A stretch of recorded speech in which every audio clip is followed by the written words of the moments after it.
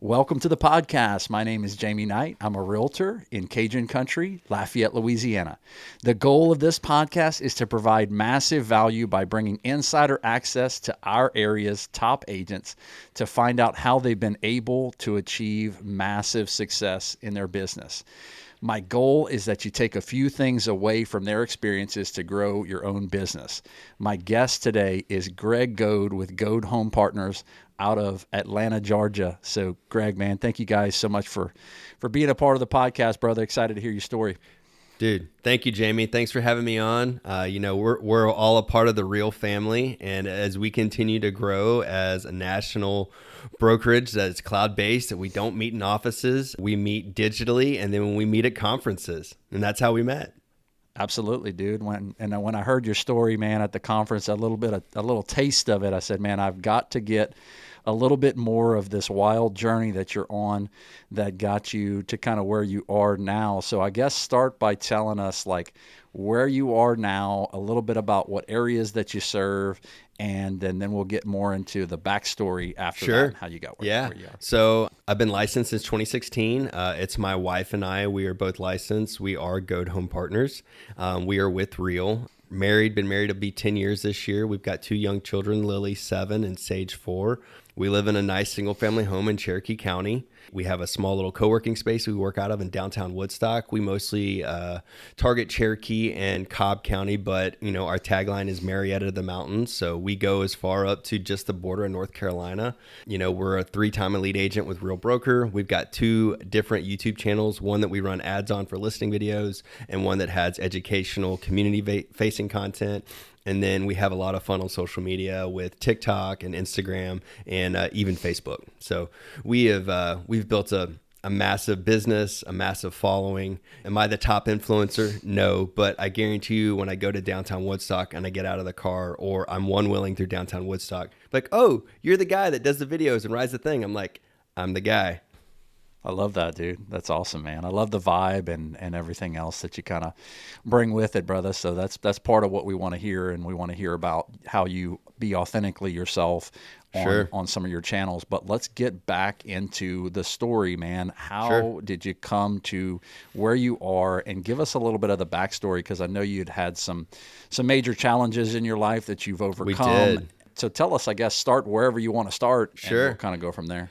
So, growing up, my parents were separated and I ended up falling into addiction. And very early on, I got my first DUI at 17 years old, went to my first treatment at 19 years old, finally got sober at 22. My problem was every time I drank, I go to jail. That's just what happens, nothing criminal, but it's just how the disease of alcoholism works. Kind of fast forward that tape, I got sober in 2007. I was living in Northwest Atlanta, a little town called Roswell. I was going to 12-step meetings. I was growing a sober network. And then I met Lauren for the second time. We had dated a little while we were both in our kind of crazy days. She was a freshman in college at Georgia, and I was just passing through, just hanging out. When we reconvened after me being sober for a couple of years through the amends process, through the 12-step recovery, the 12 steps is what they call it, I owed her an amends, and I did this amends. We ended up, reconciling the friendship. She accepted. She said, hey, just keep being you, keep being sober, keep being, love God, all that kind of stuff. And I was like, I can do that. And just over the next couple months, we kept talking. Then I finally got this wild idea that I would ask her out. I did, and it went well. We ended up out west for a summer at Yellowstone National Park. We worked in Old Faithful Inn. I was a waiter the first summer. We moved back to Midtown Atlanta area. Shortly after, we moved to Cumberland Island, Georgia, worked on this island for a year. And then we went back out west. We ended up getting married in 2015. And we were actually coming back from our honeymoon. And we were living in a little town called Big Sky. It's a ski resort town west of Yellowstone National Park in Montana. We had flown into Bozeman, and it's an hour drive home. We're halfway home, and I look over, and she is just sobbing, bawling. And I was like, what's wrong? We just had this amazing vacation. And she said that I'm homesick. I want to move back to Atlanta. And I was just kind of like, Oh, God. OMG Batman. I grew up in Augusta, Georgia, and the first time I went out west, I was 17 and I was bit by the bug. Like, man, the air's different. The people are different. Like, this is just such a wild place. So I was literally living the dream, skiing 100 days a year, fishing 100 days a year, fly fishing. And it was just, I was so enthralled in that community and that lifestyle, right? So for her to be upset and not want to raise a family in Big Sky, I was heartbroken, honestly. But I didn't get upset or anything like that. I was like, okay. And I was at a men's recovery retreat back in Georgia a couple months later. And I had ran into an old friend that I'd known since I got sober in '07. We peeled off after the Friday night speaker meeting. We had the catch up, the 20-minute catch up meeting. And he leans in and he says, "So how are you?" I just kind of threw up on him. I was like, "Hey man, Lauren wants to move back. I don't know." And And he was like, "So move back." Like, I was like, "We're not supposed to say that, dude." Yeah, that's not what I You're supposed to wanted be you to say. on my side. And he was like, the next line is what really drew me. And he said, "We need you," right? I'm a man of faith, and so is John. He's like, "We need you in our church organization, and we need you in the recovery here." And it was that invitation into community. And I was like, okay, and it was as simple as that. Like, the intuitive, like my heart, and like I felt like the spirit was like moving in that. And it was just like, boom, done. And the next question was like, "So that was easy. I didn't think you would fold like that." And I was like, "Well, you had a great delivery, And he said, "I've been in real estate for 16 years. I just started my own brokerage. Have you ever thought about real estate?" I was like, "Man, I've had a couple people here and there say I would be a good agent, but that's about it." I was like, "I don't know how it works. I don't know what it's like. You got to go to school. Like, I have no idea." And Right. he was like, "Well, you got to go through a school, go through a short little, course, whether it's a 2-week immersion class or it's a, 6-week every weekend class, or it's an online deal." He was like, "But, if this is something you'd like to pursue, I'd love to be a part of that. And I'd be happy to pay you a small salary the first year," which, as you know, is rare in our business. I've already got a client that's a hedge fund that we can get you trained very quickly and we can get you transacting as fast as possible. I was like, "Sounds good. Let's ride." Again, pretty easy. I was like, "I've never done anything like that. Sounds, it's different." I've done all kinds of stuff from, food and beverage for 15 plus years to, running a landscaping company to, property management, valet work, parking cars for high end resorts up in Montana. I've done all that, so I was very in tune with customer service and people. So I wasn't scared of that part. I love people. I moved back and we got our license. I got licensed and I started working with John. And, the first 2 years, man, I really learned how to transact because I was working with these hedge funds. So it was going out and finding the houses, plugging them into a spreadsheet, going to the inspection, negotiating with the other agent on the other side, and getting these deals closed. After moving back in the communities I'm involved in, with being in recovery, being with a church organization, and then later finding, my love again for mountain biking and outdoor recreation, moving back. So I didn't have snow skiing and I didn't have a lot of the winter stuff that Big Sky has, so I had to figure out like what's available locally. I found some local mountain bike shop that had a community group ride, and I just started going, not because I thought it would bring me business. It's because that's what I needed. Right. Right. And I just started doing that. And that's how I got into real estate, and that's when I really, the rubber met the road, because after being in those communities and being able to transact the way I was transact, as soon as I started working with people, like actual people, not a fund, I was able to serve at a different level. Right. I was able to serve that client so much better, because I was able to show up and be the hands and feet where they needed me to be. Absolutely. Yeah, dude, that's awesome. So when did the whole YouTube thing come to play in your journey, and how did that come about? Yeah, so in 2020, I was serving with a program called Inside Out, which is the high school part of our church, and I was serving as a small group leader. I had a group of boys, and the way it works is you have them for 4 years, like the same group of dudes, right? You have the same group of boys the whole 4 years, but there's also 200 other small group leaders. So it's another subset of community within the church body. one of the other guys, Chris Harden, who you may know, he's with us at Real as well, but he's more on the digital marketing side of real estate. He came to me one day. He's like, "You're in real estate, right?" And I was like, "Yeah, man." He was like, "We should grab coffee." He was like, "I think you'd be really good at this video thing. Have you ever heard of Brad McCollum?" And I was like, "Who?" No idea. No clue. So he pulls up Brad's YouTube page, shows it to me, shows me a listing video. And I'm like, "Well, that's different. That's pretty cool." He was like, "You think you could do that?" And I was like, "Yeah, I don't know how we would produce it, but I could totally do that, what he's doing." So then, I didn't really think too much about it at that point. But then, I had this misconception in my mind. I was like, oh, I need a sexy listing. And at this point, I was handling a majority of buyers. I wasn't doing a lot of listings just yet, not like what we're doing today. Lo and behold, I got the opportunity, right? I get the call. It's a dear friend of mine in the recovery world. He's like, "My mom's got this beautiful custom home that's very unique and cool.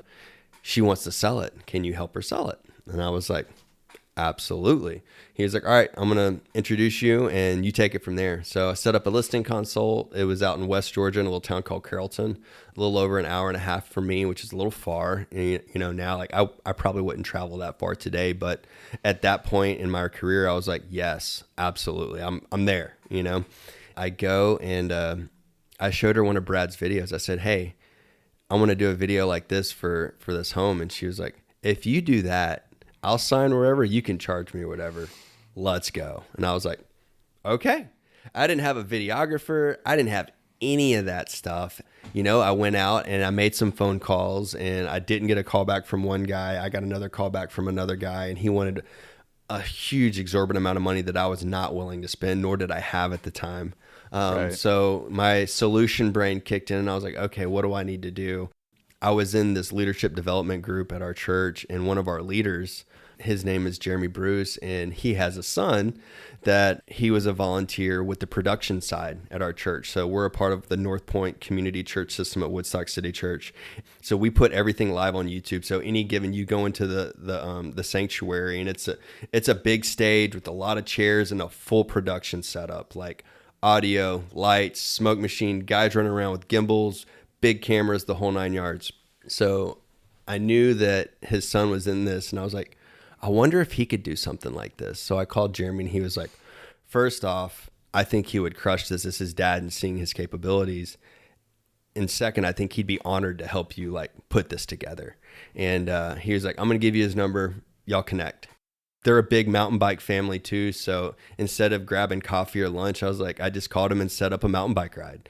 And we went mountain biking. I gave him my vision. I showed him, one of Brad's videos, and he was like, we 100% can do that. We're probably going to need another shooter, another camera guy to help us out, but I can get the equipment we need to make a full on cinematic listing video. And I was like, run it. And we did. We went down, and granted, these guys were 17 and 18 years old. Right. Okay. They were young bucks, right? They're not even 21 years old. We shot the video. It took them a little while to get it to me, but it is what it is. They're young guys, right? They're still in high school. Right. They're still going to school Monday through Friday.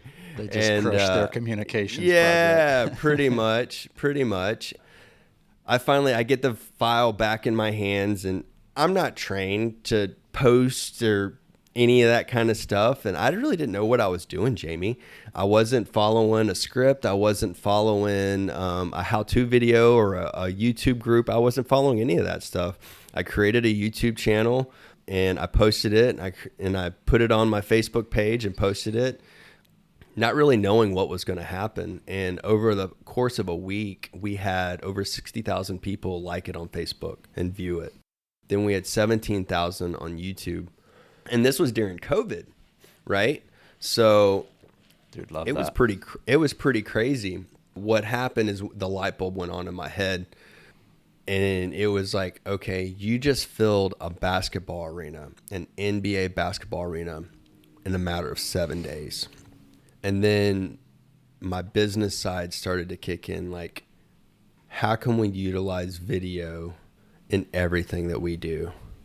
And then the second part of that, which was like the huge eye opener, and this is where the authenticity comes in that you were talking about earlier. In that video, I wasn't dressed like your run of the mill typical agent would that you would see on a billboard. You know, most of the time you see billboards, it's a professional shot, guy, suit, tie, clean cut.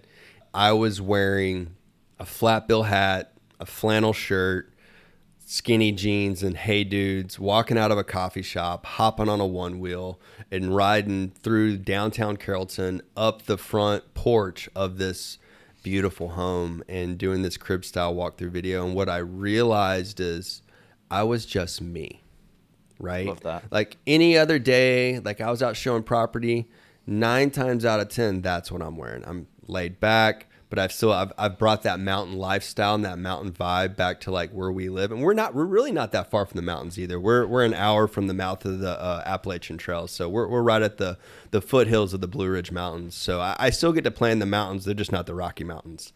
What I started doing is I stopped wearing suits. You know, I was wearing suits to every closing, and I enjoyed it, but it wasn't me. And, you know, I didn't wear blazers to listing consults or any of that kind of stuff. And I was like, why am I falling into this comparison trap of I've got to be like all these other agents that I think I need to be like? And, you know, I've got to drive the Porsche and I've got to have the fancy car and I've got to have all, you know, this whole like, you know, persona that we think we need to do. And I just let go of it. I've just leaned into like who I am, you know. I'm a guy who likes to have a lot of fun and I'm very relational, you know, and I think that comes through in a lot of the content that I put out there. Yeah, love that. Yeah, and so let's talk about a little bit more of like the hyper local stuff too, because I follow you on Instagram and love catching videos and stuff like that. So let's talk about Instagram for a little minute, because you've been able to grow that out to a pretty nice size, and you've been able to generate quite a bit of business from that. But I see a lot of the local content and what you're putting out. So talk to us a little bit about your strategy there on Instagram. Yeah, so Instagram, or any social media for that regards, and this is how I thought of it, is Instagram or social media is like music television, MTV, right? What was MTV in the late 80s, early 90s, right? It was just music videos. Like that was it. That was its purpose. Well, sometime in the 90s, they came up with The Real World, right? Next, it was Road Rules. Then it was Robin Biggs, that stuff. And then it was, you know, Carson Daly's, you know, afternoon hits or whatnot. What I realized is like, okay, I'm the channel.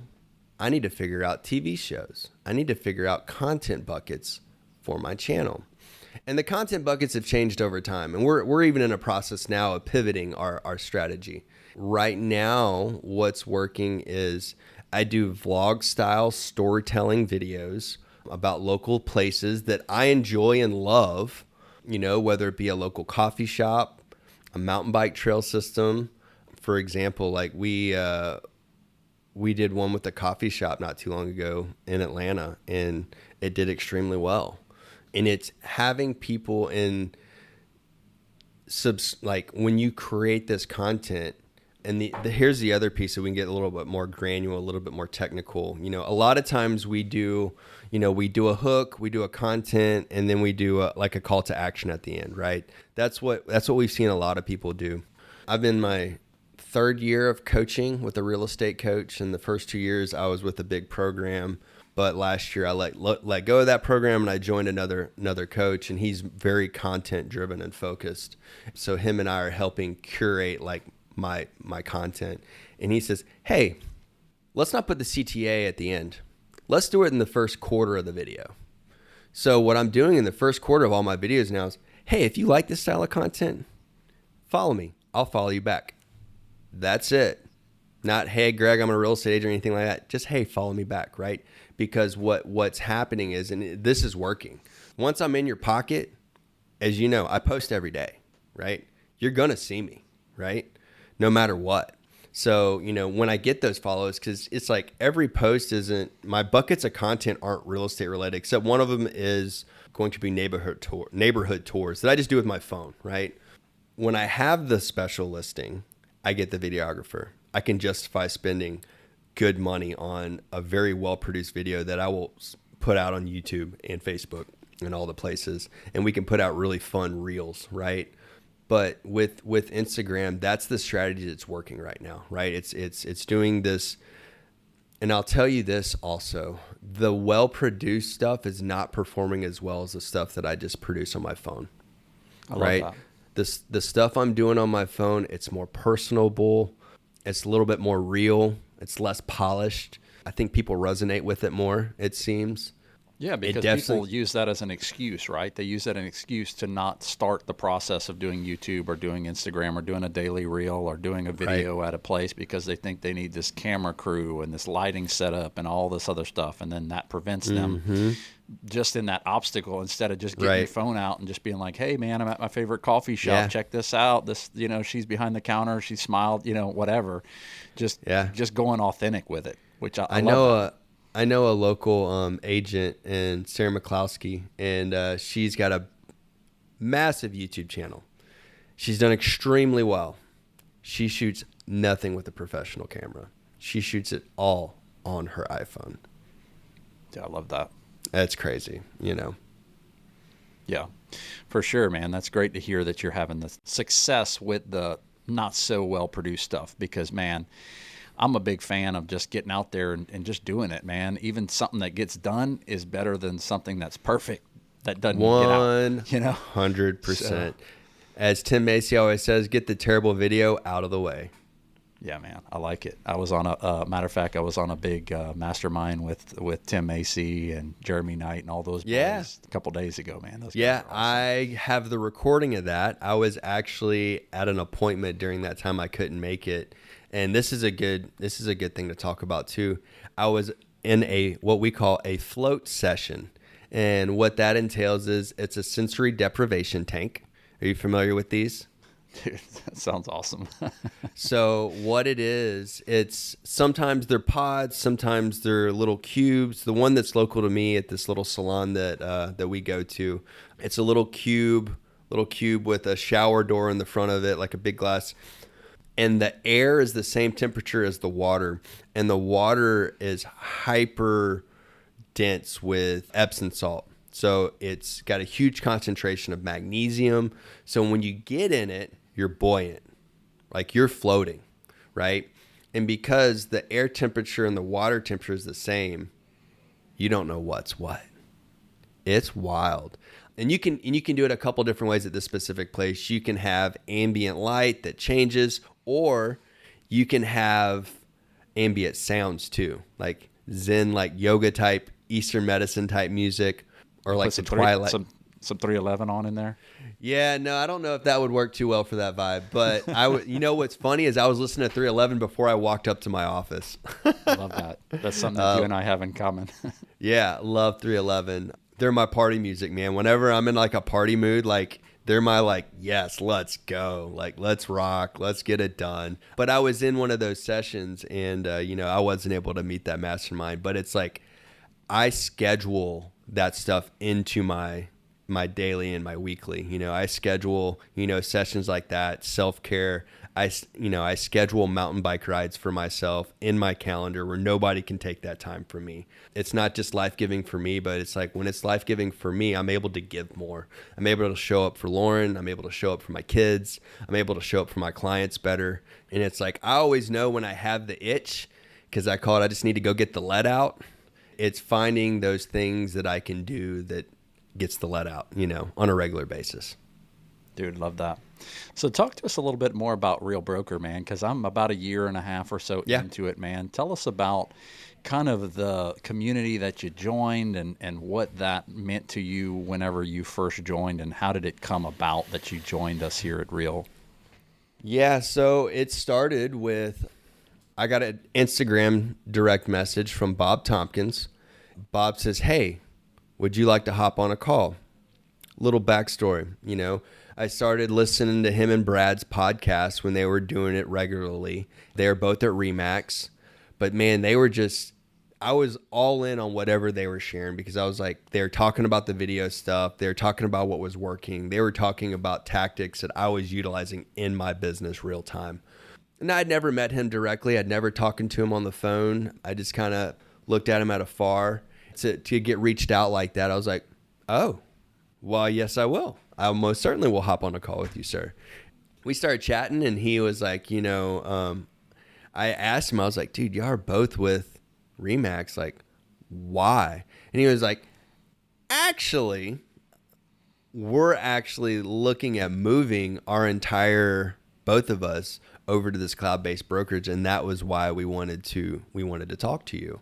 We're trying to grow a network of media-driven agents on a national level to help and grow together and collaborate in the video space, in media marketing. And I was just like, well, that's different, you know?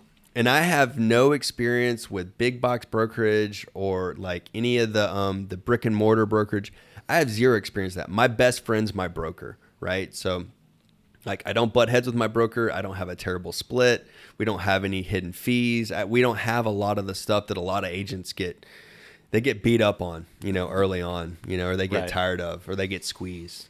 So they're sharing all this stuff with me. I'm like, man, it'd be really tough for me to leave John. You know, He's given me so much. I love him. He's like a brother to me. You know, we had a couple more video calls and calls with Brad. And one day I was sitting down with some mountain bike buddies. It was 2 engineers and a CPA. And I'm the dumbest one in the room as the sales guy, right? And I tell them, I was like, guys, I need y'all's point of view. I've got this decision. I've got this opportunity to go potentially work at this other brokerage and hang my license there. Told them about, you know, Real. I told them about the split and the cap and the stock and the rev share. And I told them about all that stuff. And the CPA looks at me and he says, so what was your volume, just so we can kind of look at the numbers a little bit? And I told him at the time I was selling like 25 houses a year. He was like, well, you're clearly going to make more money over at this Real place, you know? He was like, what are you scared of? And that kind of hit me. I was like, oh. And what it was, Jamie, is I was scared of success, right? I was standing in my own way. I went home that night. I didn't even call Bob or Brad or anybody. I went home. I signed up. It said, who's your sponsor? I said, Bob Tompkins, let's go. You know, at that time, Brad wasn't over yet because Canada wasn't open.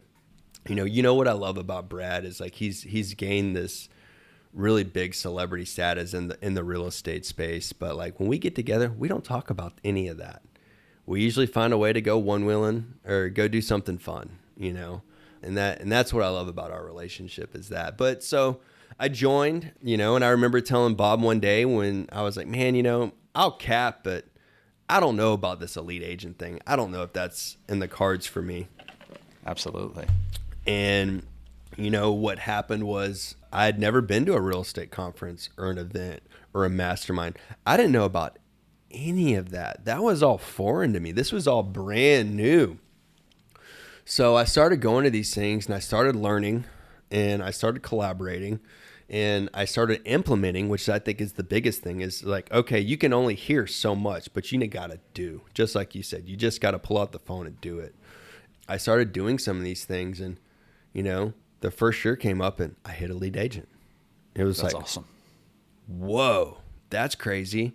That's a huge goal. And then a second year and then a third year, you know, so we've continued to grow upon that, you know, and when we do that, what happens is, as you know, if you hit a lead agent and you teach a course in Real Broker, you can make up to $24,000 in stock every year gifted to you, right? Now it's got a 3-year vesting period. When I joined, it was 90 cents a share. I think roughly today we're in the $5 range, right? I try not to track it every day because I can get too excited about it, right? Or bummed that it went down, you know? In April, it'll be 4 years for me. And it's like, and I've actually had to go into that fund and like pull money for like emergencies. Like I had an instance where we bought a second home in Augusta a couple years ago. We closed, and after the deal, we got a call from the insurance agency and said the roof's too old and the shed out back needs to be torn down. And we had just put all of our capital into buying this piece of investment property in Augusta. You know what we were able to do? I looked at my stock count and I was like, Lauren, I think we can just use some of this money in here and do it. And we did. And I was like, well, that was wild. That was crazy. And then last year, you know, we ran into an issue where we tried something that didn't work out and we ended up racking up some credit card debt. You know what we were able to do? I was able to log into that account. look at it and go, well, we can just pay it all off right now. So we did. Even today, there's still $250,000 sitting in that account over a almost 4-year period. That's crazy. That's crazy. That's wild. And we also opt in on the stock account too. Like, we can talk a little bit more about that. So I always tell everybody that partners with me at Real, they always ask me that question. Hey, should I do the stock thing? And I'm like, Absolutely. yes, and yes. You're not going to miss it. And it's just going to grow. Yeah, absolutely. And I'm glad I have, because we've got a nice little nest egg that's sitting in there. And if you look at the wealth accumulation plan that's in our RealZen app, hey, in 4 years, 5 years, we're gross to have an asset of over $4 million. I'm like, holy smokes, what? Like that, dude, awesome. And so it's and that it is life changing, and that's just the nuts and bolts of the program, or the brokerage, right? Of the stock side. Let's get into the rev share side too, where it's like, okay, so you start attracting agents over that you want to help, that you've brought over, that you're introducing to this culture and this community. And that's the secret sauce, in my opinion. It was the people and the rooms that I got into. It was the people that were for me. It was the people that were encouraging me, and the people showing me what they were doing in real time, right? And once we started to develop those relationships, it was like drinking water from a fire hose, man. Like, I couldn't get enough. I couldn't open my mouth wide enough to get so much water in, just because I was just loving all this collaboration that was happening, within our brokerage, from the masterminds like Katie and Tim put on, and Ray Ellen, that's their thing on Monday or on Tuesdays. And then Katie and Bob are Monday, right? So these are two masterminds that happen weekly. Even like you said, with the collaboration, man, like Jeremy Knight's texting me, the guy's, he's got a great YouTube channel, and, I asked him a question, man. He's like, no problem. Spent 45 minutes on the phone with me the other day talking about agent You've got stuff, a high producer like, making, dude, that's crazy, man. You got a high producer making 7 figures a year, and he's happy to get on the phone with you and share exactly what he's doing. Dude, that's the part that blows me away, man. And texting me, making sure I'm gonna be at the mastermind, and that's right, and dude. What did you think about that? What did you think about that? Like, dude, that's the kind of crazy part. Is like, you go to the national convention and everybody's like, man, like, here's my playbook. Just open it up. Here it is. I'm not hiding anything from you, because you're gonna do better than that at me, than me. And it's like, just super sweet, man. So that's been the part that I've been really enjoying through this whole process. And me just 1 year in, again, I thought the same thing. Like, Elite Agent was never going to be for me, but before the end of the year, I hit Elite Agent, dude. So it was like kind of crazy. My first year, I was like, there's no way I can hit this goal. But the same thing, man, when I opened my stock account up, when it hit, I was like, dude, what? Like, it was shocking. Just after 1 year, it was insane. Yeah. No, it's pretty cool, man. And like I said, we go to, and it's like, right now I'm working with 2 different clients that are referral clients from agents at Real. And these weren't ones that were put on a referral network. These are ones that just reached out to me directly and says, hey, I've got a seller, I've got a buyer, they're in this area, do you work this area? And I say, yes. And boom, right? We've got somebody in the pipeline, because, and this is, I think, a caveat for anybody that's listening, that's thinking about making the jump or making the move. And like, all that stuff sounds like Cadillac pimping. Let's go. Like, that all sounds fantastic.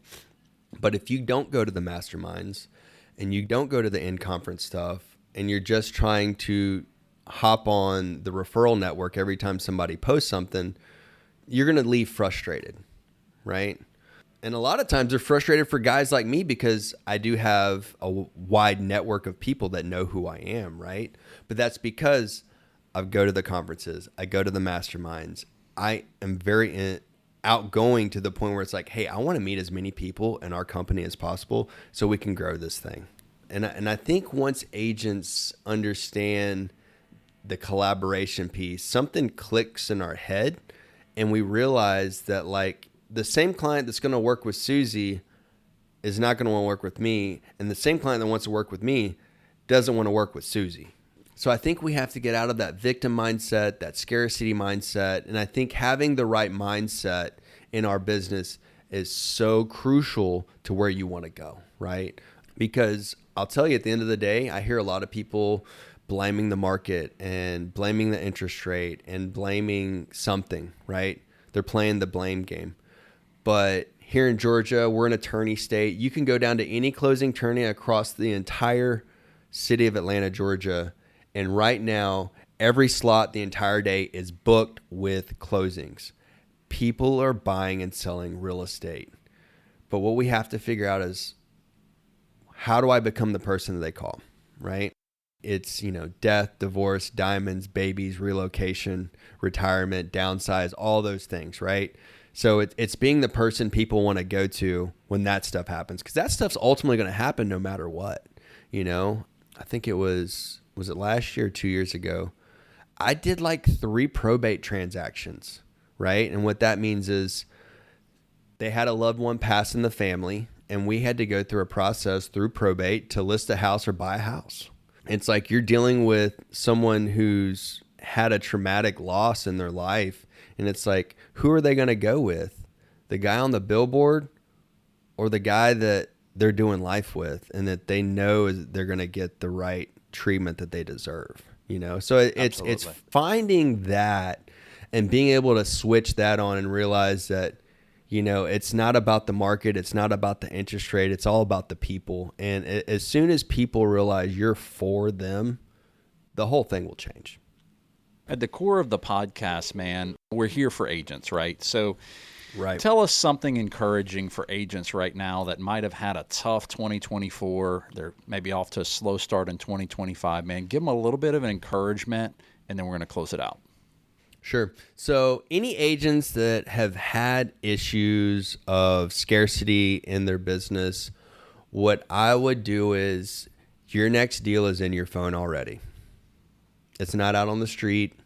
It's not in another networking group. It's not in another master class. That person's in your phone right now. You need to lean into the people you already know, love, and trust. And as you lean into those relationships, the business will come. But the relationships have to come first.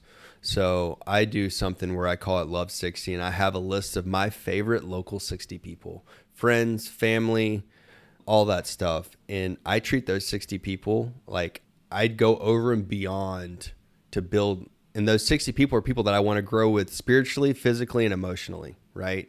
So I would say to anybody that's struggling in that regard is lean into the people you already know. Because they might not need to buy or sell a house, but when they know what you do and you have that relationship with them, they're your biggest fan.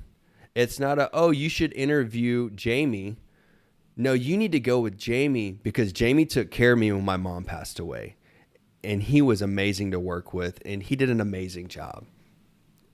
That's the come list me call. Right? Absolutely. That's not an interviewing call. So that's my message to any agent that's just getting started or they've had a tough time. Like, dude, lean into the people you know. And I think mindset's such a big thing too. It's like stop blaming everything and find a way to connect to your head of your heart. Yeah, dude. Love that, man.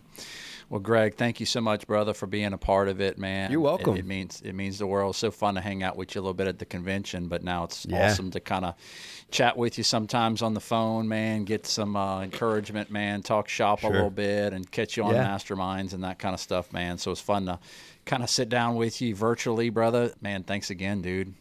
So you're welcome. Really appreciate it. Thanks for having me. Always a pleasure.